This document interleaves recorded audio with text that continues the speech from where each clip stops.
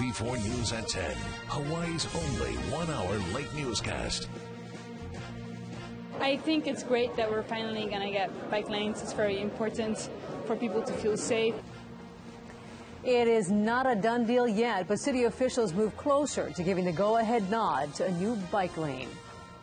It's a battle bicyclists have been pushing for a year now. Good evening, I'm Lara Yamada. And I'm Kenny Choi. Some cheered while others jeered at the latest plans. A large portion of Waialae Avenue in Kaimuki could look very different later this year. City officials listened to community members about its latest proposal to install bike lanes on one very busy avenue. But some fear that this will only make traffic worse.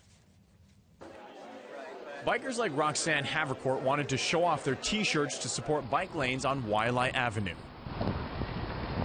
Even for people who are very comfortable on their bike down there, it's still not really safe. Under the latest city proposal, bike lanes will be on both sides of Waialae Avenue from St. Louis Drive all the way to 7th Avenue. It would also reduce the number of lanes for drivers from 5 lanes to 4 in certain sections. I don't think that 99% of the people should be inconvenienced by 1% of the commuters, which are the bikes. I think the traffic studies from DTS showed, I forget which exact segments, but it's about a 5-minute delay. So if that's a price we have to pay to start this movement or to start this different way of thinking, then I think it's worth it. The proposal also includes share roads that are shared from 7th to 11th Avenue going Eva bound, while a permanent bike lane would be installed going Cocoa bound and uphill. Once bike lanes get installed, they're going to be able to choose bicycling as an alternative form of transportation. According to the Hawaii Bicycle League, 23% of bicyclists to UH Manoa regularly use Waialae Avenue. The repaving of Waialae Avenue is scheduled to begin this summer. But the Department of Transportation Services has asked that any lines drawn be done with paint and not thermoplastic.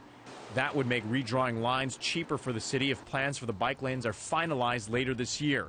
DTS also believes parking concerns have been addressed. The current proposal does not remove any parking, on-street parking between 11th and 7th Avenue. So that came about through the dialogue with the community.